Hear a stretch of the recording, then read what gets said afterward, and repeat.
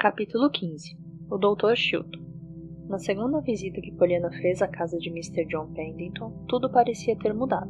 As janelas estavam abertas, uma mulher de idade estendia as roupas no pátio de trás e a charrete do médico estava estacionada debaixo do pórtico. Como da primeira vez, Pollyanna entrou pela porta lateral. Desta vez, tocou a campainha, pois não tinha chaves como da vez anterior. Um cachorro, já seu conhecido, desceu os degraus para recebê-la com festas. Mas demorou um pouco até que a mulher que estendia as roupas viesse abrir a porta. Por favor, eu trouxe um pouco de geleia para Mr. Pendleton, sorriu Pollyanna. Obrigada, disse a mulher estendendo a mão para o pote que se encontrava na mão da menina. Quem devo dizer que o mandou? Nesse momento, o médico que tinha entrado no hall de entrada ouviu as palavras da mulher e notou o desapontamento no rosto de Pollyanna. Aproximou-se. Ah, geleia de mocotó? Isso é muito bom.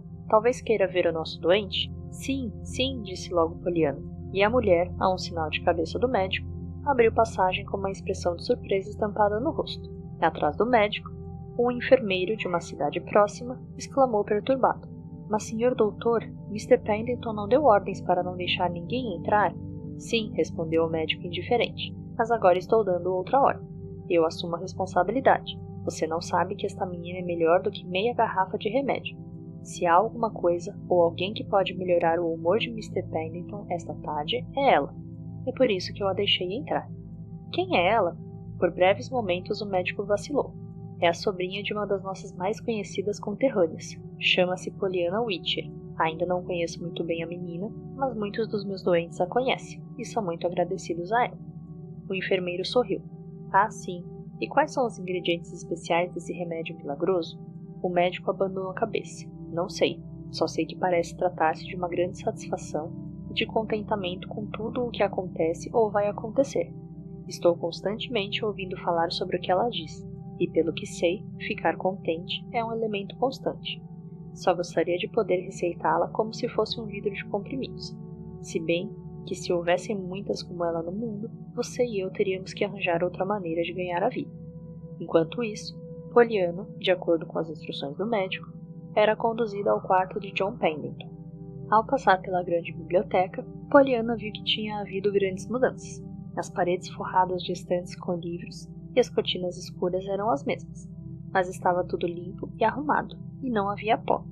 A lista de telefones estava colocada no lugar certo, e os latões de proteção da lareira tinham sido polidos. Uma das misteriosas portas estava aberta e foi através dela que a criada a conduziu. Pouco depois, Pollyanna encontrou-se num quarto suntuosamente mobiliado, enquanto a criada dizia com voz assustada. Com licença, senhora, está aqui uma menina que lhe trouxe geleia. O médico disse para ela entrar. E Pollyanna ficou sozinha com um homem, de aparência muito antipática, deitado de costas na cama.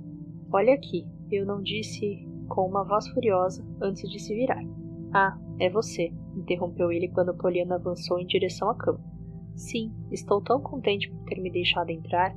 No começo a empregada queria ficar com a geleia e fiquei com medo de não conseguir vê-lo.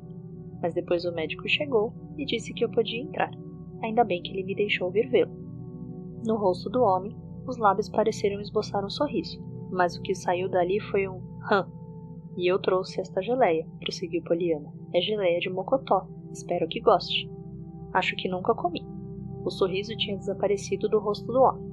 Por breves instantes, Pollyanna pareceu desapontada, mas logo se recompôs ao largar o pote de geleia sobre a mesinha de cabeceira. Nunca comeu? Se nunca provou, não pode saber se não gosta, não é? Assim fico contente que não tenha provado. Se soubesse... Sim, só uma coisa eu sei. Estou aqui deitado de costas, que posso ficar assim até o dia do juízo final. Pollyanna olhou para ele chocada. Oh não pode ser até o dia do juízo final, quando o anjo Gabriel tocar a sua trombeta, a menos que ele apareça antes do tempo. Claro que eu conheço a Bíblia, e lá diz que ele pode chegar antes do que se espera, mas eu acho que não. Isto é, eu aceito o que diz a Bíblia, mas não acho que ele virá tão depressa. De repente, John Pendleton riu muito alto. O enfermeiro que entrava naquele momento ouviu a risada e bateu em retirada. Parecia um cozinheiro que se assustou ao ver o perigo de uma corrente de ar liquidar com um bolo semi-cozido, e que, por isto, fecha rapidamente a porta do forno.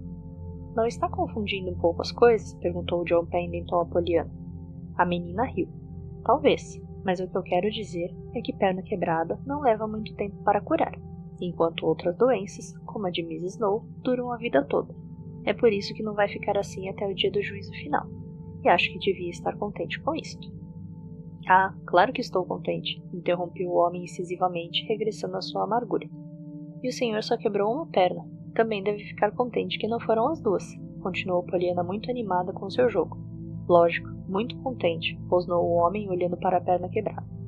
Olhando por esse ponto de vista, eu acho que mais ainda por não ser uma centopeia, pois então poderia ter quebrado 50. Poliana achou muita graça da ideia. Esta é muito melhor, exclamou. Eu sei o que é uma centopeia. Ela é cheia de pernas, e o senhor também deve estar contente. Sim, sem dúvida, interrompeu o homem, desta vez com a voz áspera dos primeiros tempos. Também posso ficar contente com o resto, o enfermeiro, o médico e aquela mulher desajeitada na cozinha. Claro que sim. Pense como seria ruim se não os tivesse. Quê? Perguntou ele. O que eu digo é que seria muito pior se tivesse que ficar deitado sem ninguém para ajudar.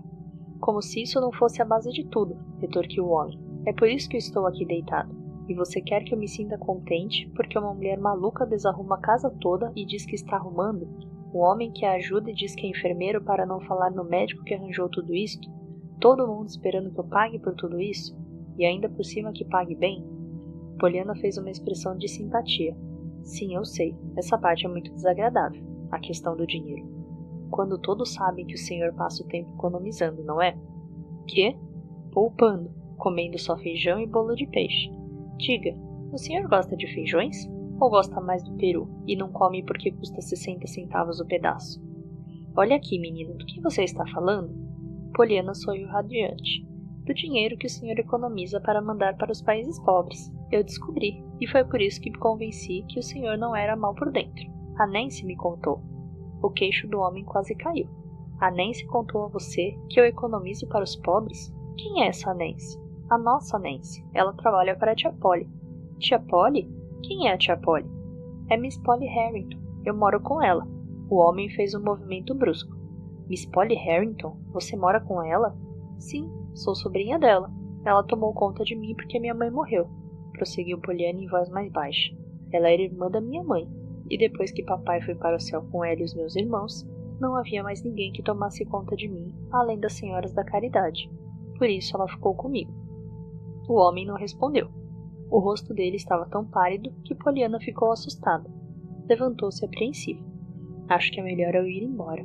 Espero que goste da geleia. O homem virou a cabeça de repente e abriu os olhos.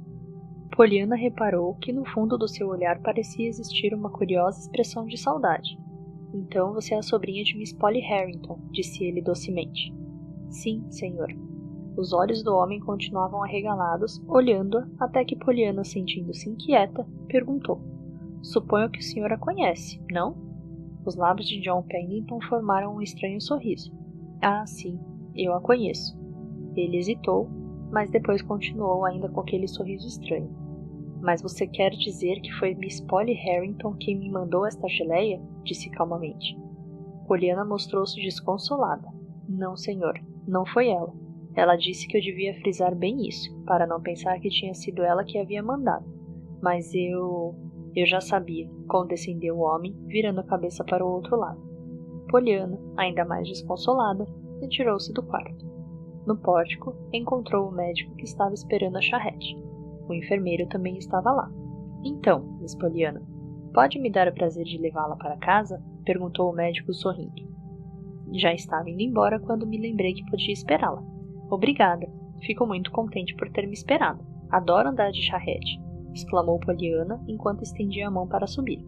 Fica contente? Sorriu o médico acenando para o enfermeiro que se encontrava na escada. Pelo que eu sei, muitas coisas a fazem ficar contente, não é? Poliana riu alto. Não sei. Acho que sim, admitiu ela. Eu fico contente com quase tudo que seja viver. Claro que não gosto muito das outras coisas, como costurar, ler em voz alta e tudo mais. Isso não é viver. Não? Então o que é?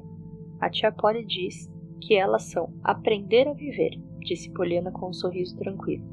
O médico sorriu com curiosidade. Ela diz isso? Bem, ela não poderia dizer outra coisa. Sim, respondeu Poliana, mas não penso assim. Não penso que a gente tem de aprender a viver. Eu, pelo menos, não precisei.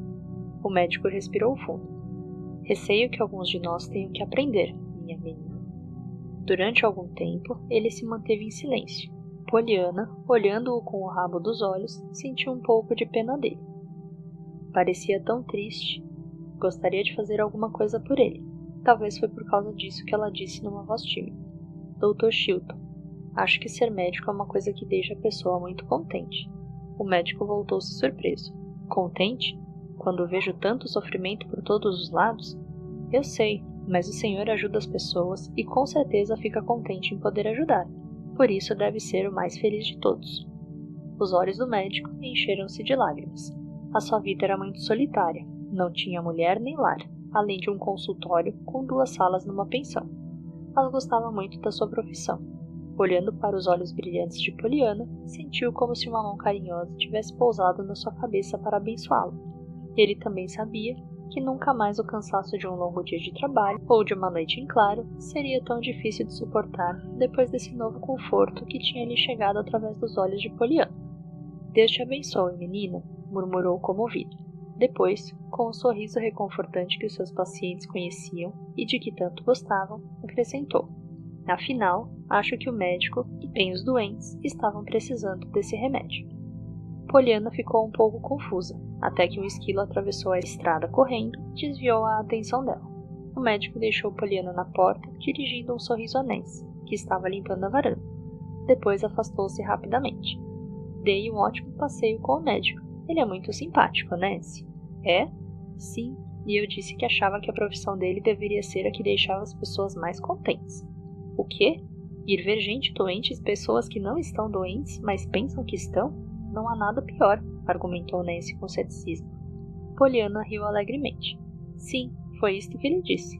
Mas mesmo assim é um jeito de ficar contente com isso. Adivinhe. Nancy franziu a testa pensativa. Ela estava ficando perita nesse jogo de ficar contente.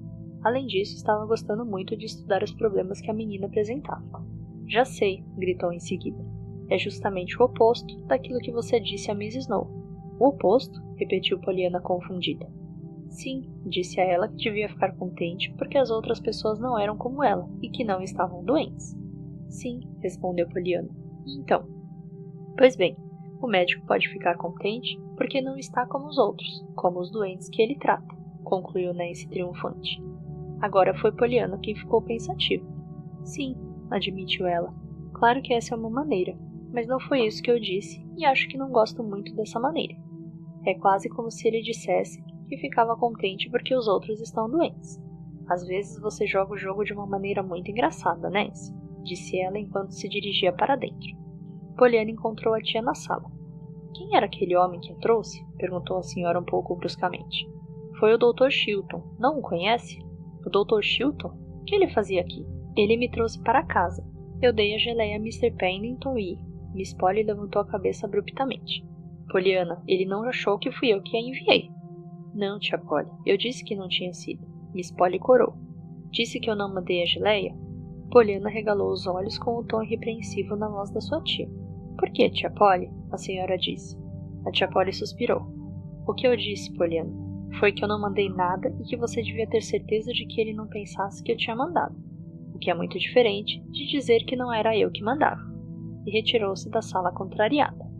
Ah, meu Deus, não vejo onde está a diferença, suspirou Pollyanna enquanto pendurava o chapéu no cabide, no lugar exato que Miss Polly havia determinado.